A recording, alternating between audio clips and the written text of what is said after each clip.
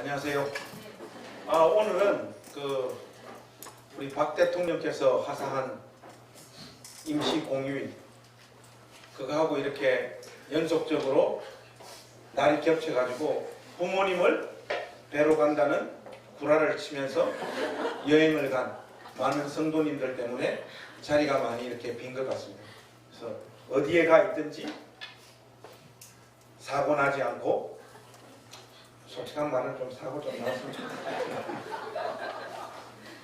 그래서 사고 나지 않고 또 있는 곳에서 예배 잘 드리고 또 다음 주에 이렇게 다 봤으면 좋겠습니다.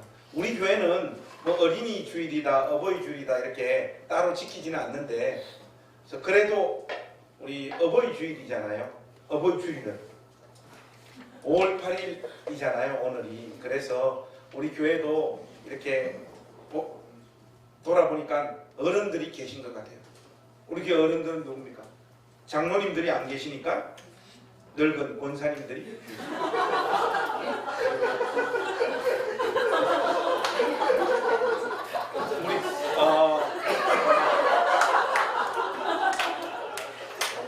우리 어머님들, 그래서 니만 엄마냐 나도 엄마다 하실 분들이 계실 텐데, 그래도 우리 교회 권사님들 또 어버이날이니까 우리가 기억해서 이렇게 꽃을 이렇게 좀 준비를 했습니다. 우리 권사님들 좀 앞으로 나와 주시죠. 늙으셨으면 인정합니다. 나오세요. 권사님도 앞으로 나와. 이거 뭡니까? 나오세요. 이거 지금 준비했는데 뭐 빨리 나오세요. 권사님 세 분 앞으로 나오세요. 어서. 네. 괜찮습니다. 권사님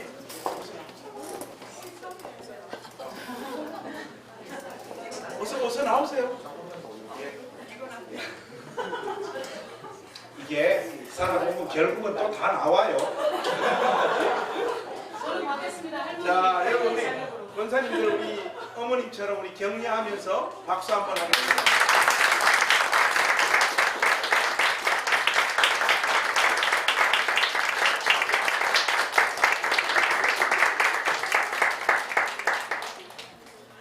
나도 권사인데 왜 나는 안 되냐? 두 개가 남아 있습니다. 하니까 나도 권사 받았는데 말은 안 하고 있다 이런 분들은 이를 갈면서 집에 가지 마시고 꼭 이걸 받아서 갈 수 있기를 바랍니다. 물론 그분들은 돈을 내고 가져가십니다. 어버이날입니다. 그죠? 우리 전사님께서도 오늘 딸한테 편지를 받으셨다고 했는데, 저도 딸한테 오늘 편지를 받았습니다. 확실히 우리 어머니께서 하신 말씀이 다 맞더라고요. 아들은 소용이 없습니다.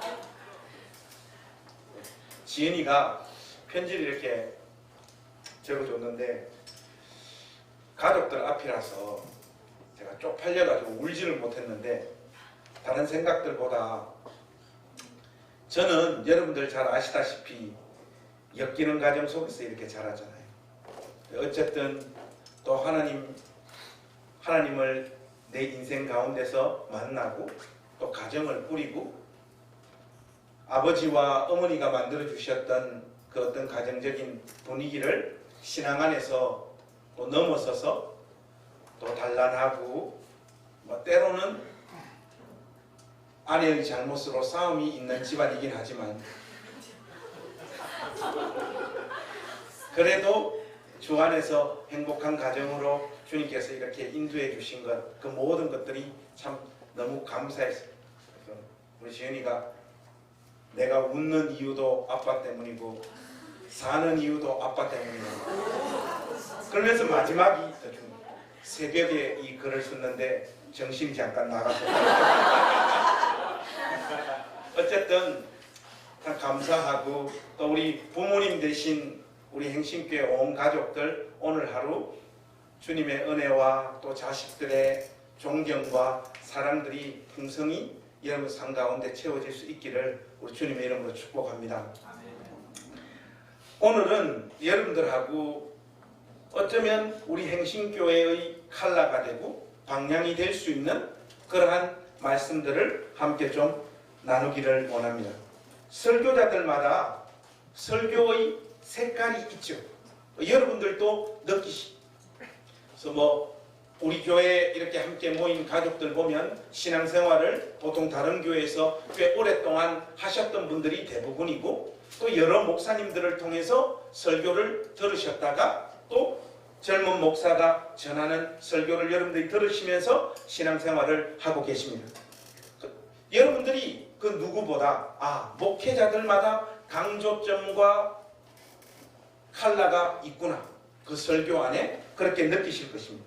그런데 그 모든 것들 100번 인정하고 양보하더라도 설교자의 설교의 내용과 칼라가 사도들이 증거한 것과 동일한 것이 아니라면 그것은 교양 강좌이며 인문학 강좌에 불과하다는 사실을 우리가 인정해야 합니다. 설교자의 설교가 제대로 흘러가고 있는가를 확인해 볼 수 있는 바로미터는 오직 하나입니다. 사도들이 목놓아 외쳤던 그 설교의 내용과 결이 같은가 그렇지 않는가, 그것을 여러분들이 살펴보면 정확합니다. 에베소서 2장 18절에서 20절에 이런 말씀이 있죠. 이는 그로 말미암아 우리 둘이 한 성령 안에서 아버지께 나아감을 얻게 하려 하심이라.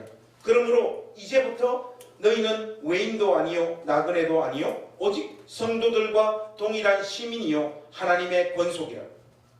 너희는 사도들과 선지자들의 터 위에 세우심을 입은 자라. 그리스도 예수께서 친히 모퉁이 돌이 되셨느니. 20절에 특별히 여러분들이 보시면 너희는 사도들과 선지자들의 터 위에 세우심을 입은 자라고 해요. 이 말이 무슨 말인가 하면 구약의 선지자들이 외쳤던 그 하나님의 말씀의 내용과 특별히 사도들이 증거했던 복음 선포의 내용과 정신에서 이탈해 있는 곳이라면 그곳은 아무리 하나님을 찾는 곳이라고 하더라도 바른 복음이 선포되어지고 있는 곳이 아니라는 것.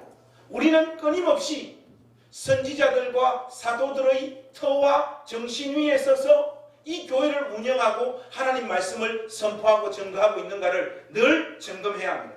그것은 설교자에게 맡겨진 책무이기도 하지만 여러분 역시 사도들과 선지자들의 터 위에서 선포되어지는 복음의 내용이 아니라면 그것을 하나님 말씀으로 간주해줘서는 안 된다는 말입니다. 한국 사람들이 중요시하는 것은 복음의 객관적인 내용보다도 정서적인 터치나 감동을 선호합니다. 이것이 무언의 압력으로 설교자에게 전달되어지죠. 그래서 누가 메시지를 잘 전하는 사람인가 아닌가를 판단하는 방법은 우리 시대에는 울리거나 웃기면 됩니다. 울리거나 웃기면 좋은 설교로 인정받습니다. 너무 엄격하게 이야기하는 것인지는 몰라도 설교는 청중들의 요구보다도 청중들의 필요에 맞춰서 하나님 말씀을 전가하고 선포해야 됩니다. 베드로가 전한 오늘의 설교를 여러분 가만히 한번 살펴보십시오. 솔직히 말해서 우리 가슴을 울리거나 우리 마음에 감동을 줄 만한 내용들 존재하지 않아요. 오직 사도 베드로는 처음부터 끝까지 예수님의 십자가와 부활을 집요하게 물고 늘어가고 있으며 끊임없이 그 사건을 강조하고 있는 것을 우리가 확인할 수 있습니다.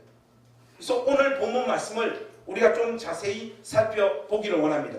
특별히 22절에서 36절의 내용을 여러분 우리가 함께 살펴볼 텐데, 여기에 보시면 예수님께서 이 땅 가운데 오셔서 펼쳐 보이신 능력 있는 예수님의 사역으로부터 저 천상 보좌에 예수님께서 즉위하시는 그 과정까지를 베드로가 증거하고 있는 것을 봅니다. 이것을 좀 세분화해서 나누자면 4단계로 베드로가 나누고 있는 것을 볼 수 있어요. 먼저 여러분 22절을 보십시오. 22절에는 예수님의 지상사역을 설명하고 있는데 그것을 큰 권능과 기사와 표적의 사역이라고 소개하고 있습니다. 권능과 기사와 표적은 예수님께서 초자연적인 역사를 통해서 하나님의 자격으로 그들 가운데 나타나신 분이라고 하는 내용이 깔려 있는 거예요. 이 말은 더 깊은 의미를 추적해보면 그 안에는 어떤 내용이 담겨 있느냐.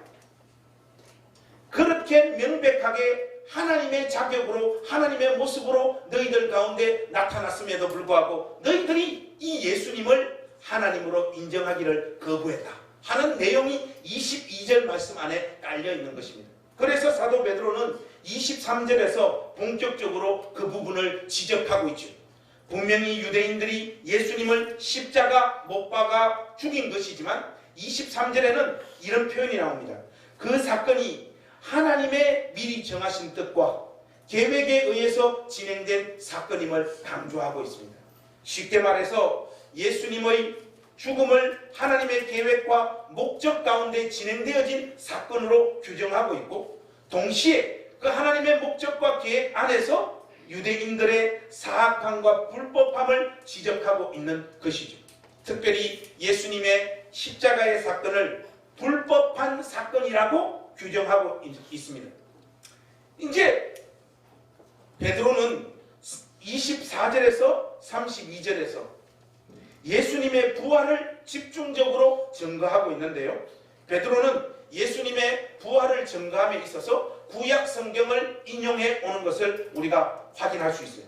특별히 시편 16편 말씀과 시편 110편 말씀을 사도 베드로가 인용합니다. 여러분들 특별히 성경을 열으셔서 사도행전 2장은 이렇게 쉽게 다시 돌아올 수 있도록 표를 해놓으시고 시편 16편과 시편 110편을 또 쉽게 접근할 수 있도록 그렇게 여러분들 말씀을 좀 찾아 놓으십시오. 특별히 시편 16편 10절 말씀이 중요합니다. 그래서 여러분 시편 16편 10절 말씀 우리 한번 같이 읽겠습니다.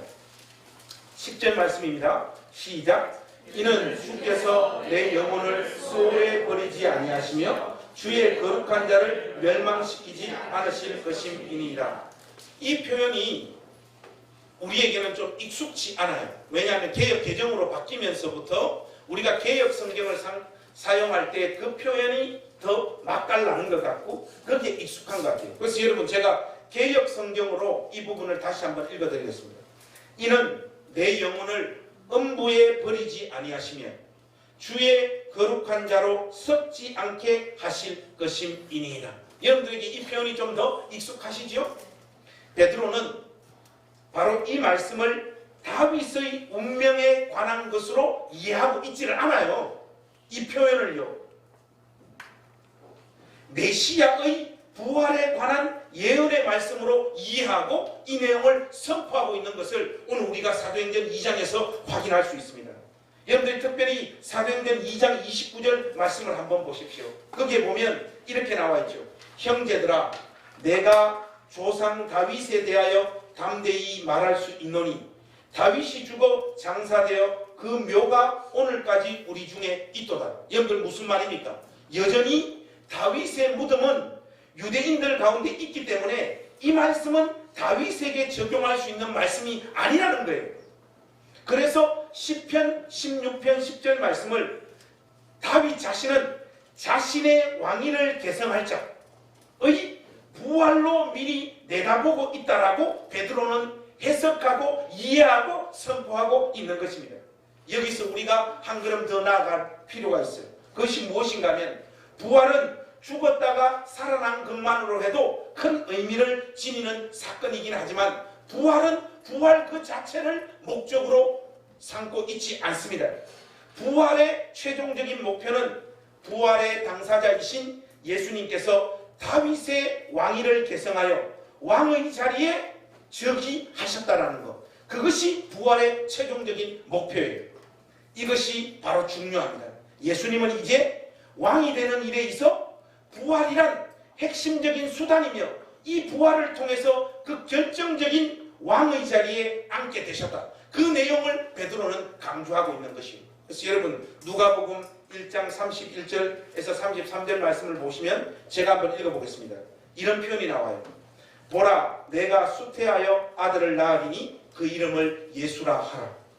저가 큰 자가 되고 지극히 높은 신 이의 아들이라 일컬을 것이요 주 하나님께서 그 조상 다윗의 위를 저에게 주시리니 영원히 야곱의 집에 왕노를 하실 것이며 그 나라가 무궁하리라. 이렇게 나와 있습니다. 여기서 다윗이 인용한 구약 말씀을 한 곳 더 우리가 살펴봐야 됩니다. 그게 어디냐? 시편 110편 1절 말씀입니다. 여러분들 한번 다 열어보시죠. 이제 이 110편 1절 말씀에서는 조금 다른 측면에서 예수님의 부활의 사건들을 이야기합니다. 좀 더 진전되어진 내용으로. 자, 시편 110편 1절 말씀 우리 같이 읽으십시다. 시작. 여호와께서 내 주에게 말씀하시기를 내가 내 원수로 내 발등상 되게 하기까지 너는 내 우편에 앉으라 하셨도다. 이 말씀을요, 베드로는 다윗의 시체가 부패할 수밖에 없었던 이유를 사도행전 2장에서는 34절에 나와 있는 표현, 다윗은 하늘에 올라가지 못하였으나 하는 표현이 있죠. 한마디로 다윗의 시체는 하늘로 올라가지 못했기 때문에 무덤에서 썩어버렸다, 이 말이에요. 베드로는 다윗의 시체가 부패할 수밖에 없었던 이유를 하늘로 올라가지 못했기 때문이었다라고 말하고 있는 것입니다. 동시에 예수님은 하늘로 승천하셔서 하나님 우편에 앉으셨다라고 말을 하고 있는 것이에요. 그런데 여러분, 사도행전 2장 33절에 나오는 이 표현은 여러분들이 좀 주의하셔야 됩니다. 2장으로 넘어오셔서 33절에 있는 그 표현을 한번 보십시오. 거기 좀 펜을 가지신 분들, 또 펜이 없는 분들은 눈도장을 찍으면서 좀 잘 보십시오. 하나님이 오른손으로 예수를 높이심에 하는 그 표현입니다. 이 표현은요, 헬라어 원문을요, 잘못 번역했어요. 이 번역은 그렇게 좋은 번역이 아닙니다. 여러분, 이 우리 개역 개정 성경 표현대로 하자면 그 의미가 하나님께서 마치 예수님을 오른손으로 높이 든 것 같은 그런 뉘앙스를 가지죠. 헬라어 원문의 번역을 조금 더 꼼꼼하게 체크해서 다시 번역하면요, 이렇게 번역해야 됩니다. 예수님께서 하나님의 오른편으로 높임을 받았다. 이것이 정확한 번역입니다. 예수님의 부활이 확실하다고 하는 표현이며 하나님의 우편에 앉으셔서 다윗의 왕위를 계승하신 왕으로 등극하셨음을 베드로는 다시 한번 강조하고 있는 것이에요. 그래서 여러분, 이런 내용을 최종적으로 베드로가 요약해서 어떻게 정리하고 있는가, 이것이 오늘 설교의 핵심적인 메시지라고 할 수 있습니다. 그래서 여러분, 이 구절은 중요하니까 우리가 한 목소리로 한번 다 같이 읽었으면 좋겠습니다. 어딘가 하면 사도행전 2장 36절 말씀입니다. 사도행전 2장 36절 말씀 우리 한번 한 목소리로 같이 읽으실까요? 시작. 십자가에 못 박은 이 예수를 주와 그리스도가 되게 하셨느니라 하니라. 여기에 보면 하나님은 예수님을 주와 그리스도가 되게 하셨다. 이것이 베드로의 설교의 결론입니다. 이 문장은 인간들이 예수님을 대우한 것과 하나님이 예수님을 대우한 것을 극명하게 대조시켜 놓고 있는 것이에요. 그런데 여기서 정말로 중요한 표현은 뭔가 하면 하나님은 예수님을 우리의 주와 그리스도가 되게 하셨다라고 하는데, 주와 그리스도가 되게 하셨다라고 하는 이 표현에는요, 항상 수식구가 달려요. 영어로 하자면 항상 관계대명사가 따라온다 이겁니다. 그 관계대명사가 뭐냐? 이스라엘 온 집은 확실히 알지니 너희가 십자가에 못 박은 이 내용이 주와 그리스도가 되게 하셨다라고 하는 말을 수식하고 있다는 것을 여러분들이 놓치면 안 됩니다. 너희가 십자가에 못 박은 그 예수를 주와 그리스도가 되게 하셨다라는 것이에요. 그래서 여러분, 제대로 된 복음 설교가 선포되어지는 현장에는요, 반드시 회개가 동반되어지고 나타나야 되는 것이에요. 회개가 없는 예수 믿음이라고 하는 것은 존재하지 않습니다. 그런데 여러분, 이런 회개가 전부 생략되어진 기독교가 판을 치고 있습니다. 예수님의 십자가를 정면에서 대면한, 인격적으로 대면한 사람은요, 자신의 전생애가 십자가 앞에서 다 부서지고 부정당하는 처절한 경험과 애통함을 가지게 됩니다. 이거 없이 예수를 믿는다라고 하는 것은요, 그냥 자기의 의지를 발동시켜서 세상의 수많은 하나님, 모든 인생들 머리에 있는 종교성, 그것에 근거한 하나의 신, 하나의 하나님을 믿는다는 것이지, 성경에 계시되어진 예수님을 믿는 뜻은 아닌 거예요. 여러분들이 우리 주님께서 지셨던 그 십자가 앞에서 여러분 삶과 전 인생이 부정당하는, 그래서 처절한 애통과 가슴 찢는 통의 자복이 없다라면요, 여러분들의 회심은 전부 다 가짜요, 사기에 불과합니다. 그것은 심리적으로 그냥 믿겠다는 의지를 발동시키고 있는 것에 불과한 것이에요. 더 심각한 것은요, 우리 시대의 신자들이 가지는 기독교 신앙을 가지는 이유는요, 내 마음을 어루만져 달라, 나의 실존적 고민에 예수님은 무슨 도움이 되느냐, 이 세상을 살아가는데 목사님의 오늘 설교가 무슨 힘이 되고 살아가는 동력이 되느냐, 이런 식으로 신자들의 관심사가 전부 다 흘러가고 있습니다. 하나님 앞에서 자신의 인생의 모든 흔적이 죄뿐임을 고백하면서 자신의 삶에서 소유하고 있었던 모든 권리와 누림을 포기하겠다고 나서는 성도들이 이제는요, 눈을 씻고 찾아보려고 해도 다 사라져버린 그 현실 가운데 오늘날의 교회가 내몰리고 있습니다.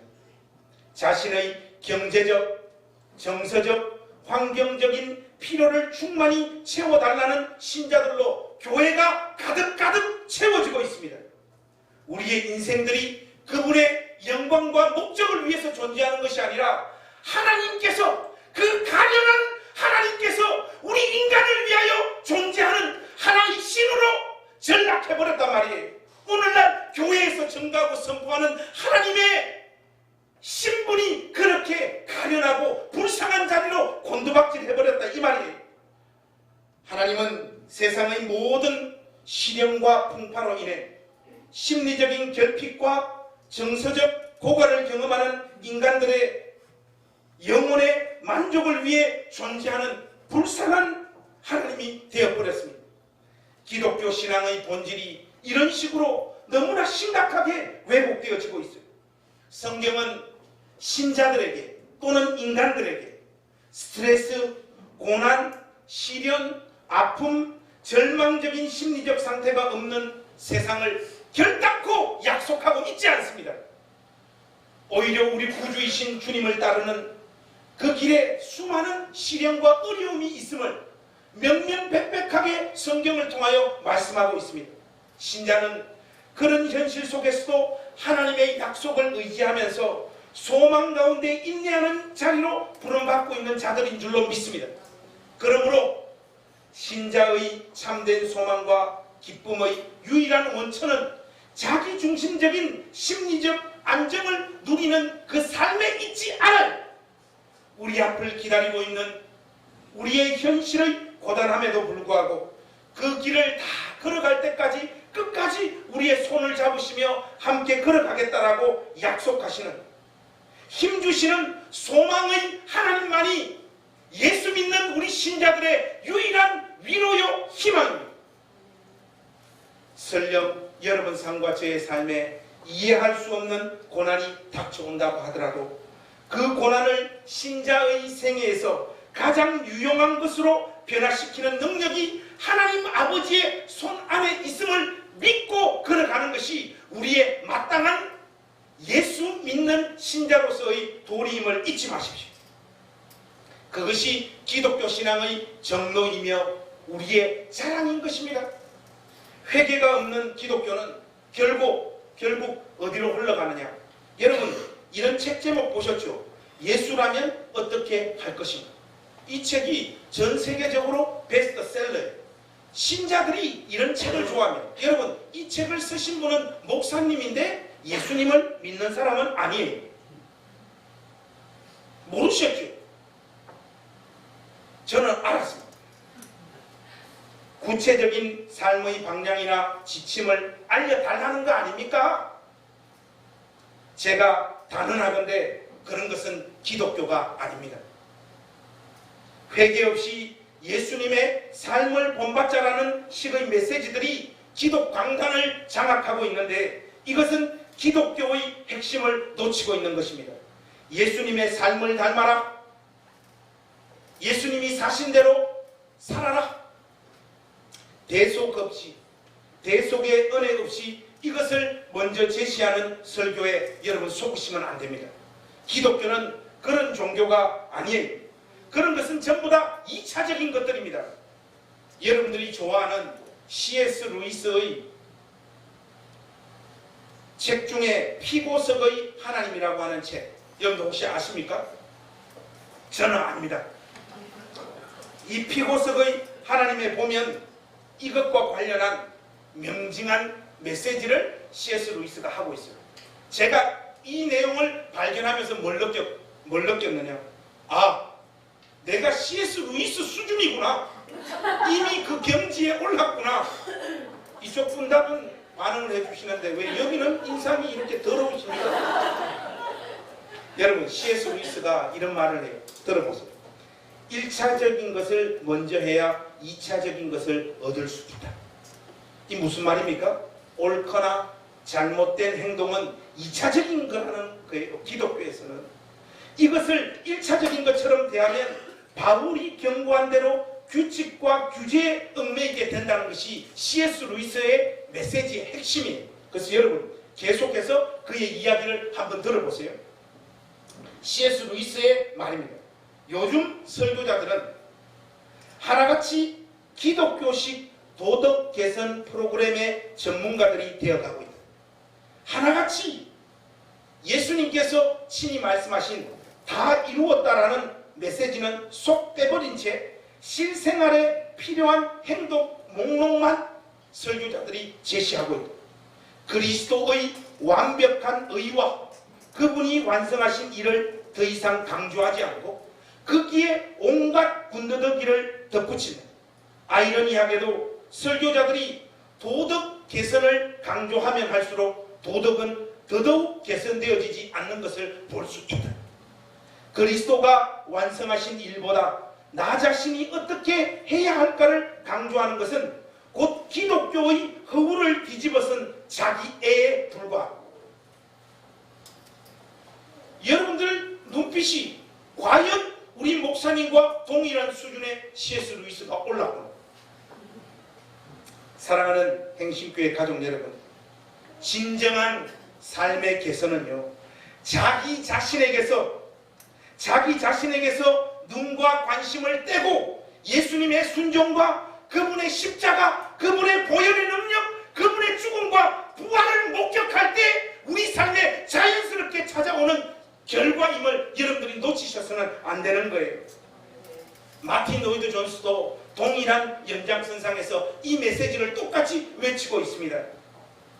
로이드 존스가 마지막 순간에 휠체어를 의지하여 피를 토하듯 쏟아낸 웨스트민스터 채플에서 쏟아낸 그의 마지막 설교를 여러분들에게 좀 소개할까 합니다. 그래서 저도 이 설교를 준비하면서 나도 내 생의 마지막 설교는 휠체어에 앉아서 해야 되겠다, 그렇게 교훈을 받았어요. 어쨌든 그 메시지 한번 들어보세요. 로이드 존스의 음성으로 들려드리겠습니다.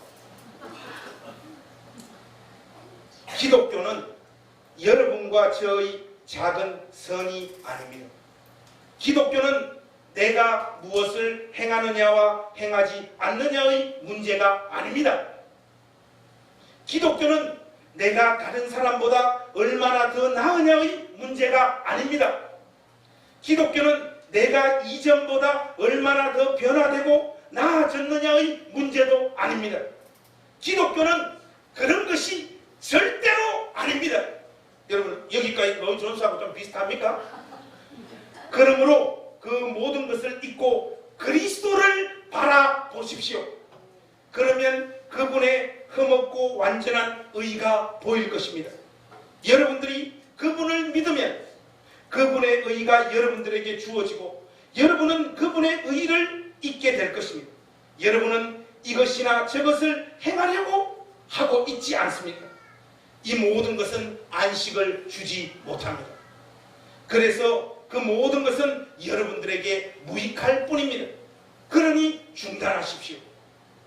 이것들은 절대로 여러분들을 그 어디로 인도하지 못할 것입니다. 더 멀리 가기 전에 멈추십시오. 기독교는 그리스도를 본받는 종교가 아닙니다. 만일 그것이 가능하다고 생각한다면 나가서 그리스도를 본받으려 노력해 보십시오. 그러나 그 순간 여러분은 세상에서 가장 가엾고 비참한 사람이 될 것입니다. 그리스도를 본받는다고 절대로 행복해지지 않습니다. 거기서 행복을 찾으려 한다면 가장 깊은 절망에 빠지게 될 것입니다. 성도는 오직 예수 그리스도의 피를 힘입어 성소에 들어갈 담력을 얻을 뿐입니다. 그 은혜의 십자가, 그 영광의 십자가를 만인이 본받아야 하는 아름다운 것으로 변질시키지 마십시오. 여러분, 이것이 로이드 존스가 죽을 때 마지막 선포한 메시지예요. 인간의 모든 행위가 부정당하고 아들의 이름만, 그리고 아들의 행하신 일만 오롯이 드러나고 있는 설교이지 않습니까? 왜 인간의 행위가 부정당해야 됩니까? 너희가 십자가에 못 박은 그 예수를 주와 그리스도로 하나님께서 삼으셨다고 말하고 있기 때문이에요. 설교는 우리가 거룩한 순결한 아름다운 삶을 하나님께 올려드립시다로 끝나서는 안 됩니다. 그것은 설교가 아니에요. 하나님의 말씀은 아들에 대한 소개와 그 아들이 하신 일에 대한 선포로 끝이 나야 됩니다. 그것이 사도들이 우리에게 전해준 복음의 핵심적인 메시지예요. 이러다 보니 우리 조국교회는 주대심 구원론이 배격당하는 상태로 내몰리고 있습니다. 무슨 말이냐? 나를 구원해줄 구세주로서의 예수님은 내가 믿고 있지만 내 삶의 주인으로서의 예수님은 인정하고 받아들이지 않는 현상이 나타나고 있는 거예요. 오늘날 교회를 찾아오는 신자들의 관심이 자기 위로지 않습니까? 이 땅에서 살아가는 동안 하나님 나 좀 위로해 주시고 나 좀 힘을 주시고 나 더 이상 돈 문제에 자식 문제에 사업 문제에 지달려가지고 잘하면 월요일날 한강 갈 줄 몰라요. 하나님 나에게 힘을 좀 주세요. 구체적인 힘을 주세요. 그렇게 절박하게 하나님 앞에 매달리고 있지만 내가 너에게 구체적으로 어떤 힘을 주기를 원하느냐 그렇게 물었을 때는 답은 하나지 않습니까? 돈을 달라는 말이잖아요. 여러분, 그 현실적인 해결책을 제시해달라고 하나님 앞에 다들 내몰려있잖아요. 그렇게 우리는 이 세상에서 하나님 주시는 위로와 힘, 돈이 주는 위력으로 내 삶을 적당하게 가꿀 수 있는, 안락하게 가꿀 수 있는 그 은혜를 구하다가 결국 우리의 생애가 끝났을 때 어디 가기를 원합니까? 천국에 가기를 소망하는, 그것이 뭐냐? 구세주로서의 예수님을 믿는 거예요. 그러나 여러분 생애에 우리 주님은 우리의 구세주로만 서 계신 분이 아니라 우리의 주님으로 서 계시다는 것을 여러분들이 인정하셔야 됩니다. 주님의 다른 말이 무엇입니까? Lord of Lord, 주 중에 주이시오, 우리의 왕이시라는 뜻이에요. 우리는 바로 우리의 왕이신, 우리의 주인이신 그 주님께서 요구하시는 그 삶을 십자가의 충만한 은혜를 경험한 자로서 주님께서 우리에게 보이시는 말씀과 삶의 길이 우리의 삶의 현실에서 온전히 다 담아지지 못한다는 것을 기본적으로 인정하는 상태에서 주님의 명령과 지시 앞에서 순종하는 마음으로 한 걸음 한 걸음 주님의 요구에 부응하려고 몸부림치는 것이 신자들의 생의 힘을 여러분들이 잊어버리서는 안 되는 것입니다.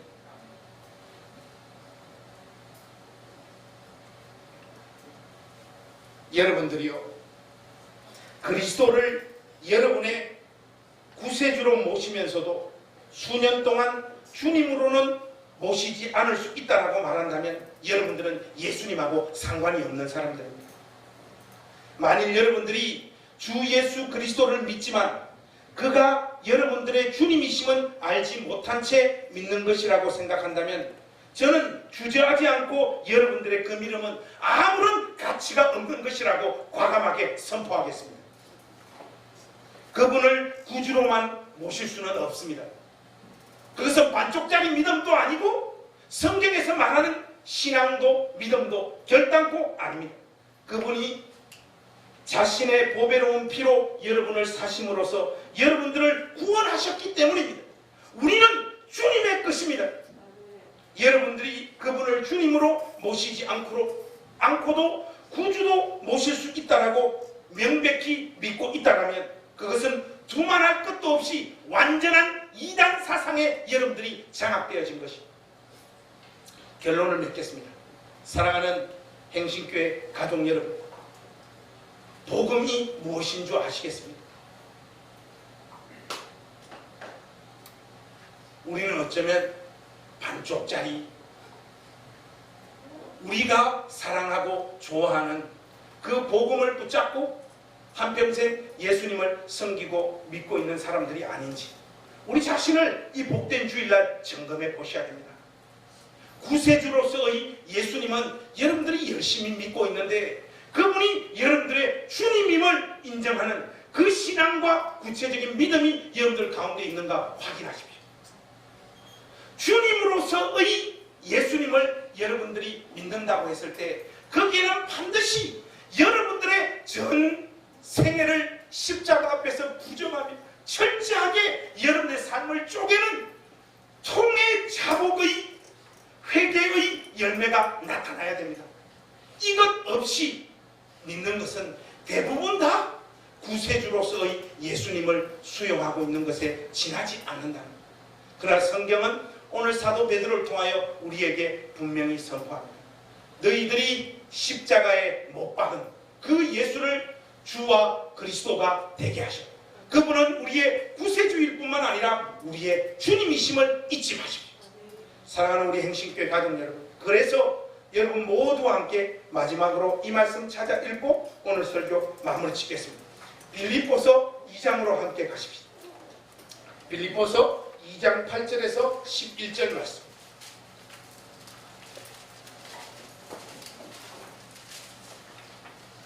빌립보서 2장 8절에서 11절 말씀. 여러분 오늘 설교의 결론입니다. 자, 우리 8절에서 11절까지 조금 길긴 하지만 한 목소리로 우리 다 같이 읽기를 원합니다. 시작. 사람의 모양으로 나타나사 자기를 낮추시고 죽기까지 복종하셨으니 곧 십자가에 죽으심이라. 이러므로 하나님이 그를 지극히 높여 모든 이름 위에 뛰어난 이름을 주사 하늘에 있는 자들과 땅에 있는 자들과 땅 아래에 있는 자들을 모든 무릎을 예수의 이름에 꿇게 하시고 모든 입으로 예수 그리스도를 주라 시인하여 하나님 아버지께 영광을 돌리게 하셨느니라. 여러분, 이것이 우리의 정체성인 줄로 믿습니다. 기독교는 우리가 열심을 내느냐, 우리가 얼마나 변화되어졌느냐, 우리가 더 나은 인간이 되었느냐, 이 땅에 살면서 이 세상을 얼마나 변화시켰느냐, 그것을 자랑하거나 그것을 주장하거나 그것을 실현하는 것이 주님의 몸된 교회요 신자가 아닙니다.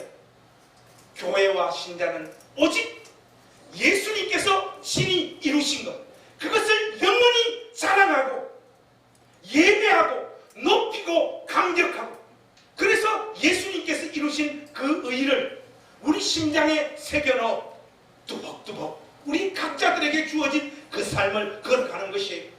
여러분들을 찾아오는 그 일상의 삶이 다를 수 있습니다. 어떤 사람들은 영광된 자리로 부름받아서 비교적 안락하고 편안한 자리로 부름받는 사람들이 있어요. 또 어떤 사람들은 예기치 않게 시련과 아픔으로 점철되어진 생애를 살아갈 수 있습니다. 그러나 여러분, 우리의 이 삶의 내용으로 하나님 앞에 서는 그날 우리가 잘 살았다 못 살았다 평가받지 않습니다. 우리 심장에 바른 복음의 진리로, 바른 신앙의 고백으로 예수 그리스도의 의가 우리 가운데 있느냐 없느냐, 이것으로 하나님 앞에서 우리의 생애가 평가받는다는 사실을 기억하십시오. 주 앞에 서는 그날 구세주와 주님으로서의 예수님을 온전히 섬긴 여러분 생애가 잘하였다, 충성하였도다, 그렇게 칭찬받는 복된 생애로 마무리되어질 수 있기를 우리 구주 예수 그리스도의 이름으로 축원합니다. 기도하겠습니다. 하나님, 사도들을 통하여 우리에게 전해주신 이 복음을 우리 안에 있는 종교성으로 왜곡시키고 있지는 않는지, 그래서 우리가 믿기 편한 방법으로 예수님을 다 바꾸어 놓고 있지 않는지 우리의 마음과 신앙의 상태를 점검하기를 원합니다. 예수님은 우리의 구세주이시며 우리의 주님이심을 고백합니다. 예수님 이루신 그 의가 우리의 자랑이며 우리의 노래이며 우리의 찬양임을 고백합니다. 더 이상 우리 자신의 잘나고 우리 자신의 한심한 모습 때문에 웃고 우는 인생이 되지 않도록 도와주시옵소서. 이 모양 저 모양으로 부름받아 살아가는 우리들이지만 하나님의 사랑의 대상이 되었고 예수님을 구주와 주님으로 모신 인생이 되었기에 남아있는 우리의 인생, 그 삶의 내용이 어떤 내용들로 채워지더라도 노래하며 찬양하며 걸어가는 인생들이 되게 하여 주시옵소서. 우리 때문에, 내 모습 때문에 절망하고 한숨 쉬는 인생에서 예수님을 자랑하고 노래하는 복된 사람으로 우리의 생애를 복 주시옵소서. 예수님의 이름으로 간절히 기도하옵나이다. 아멘.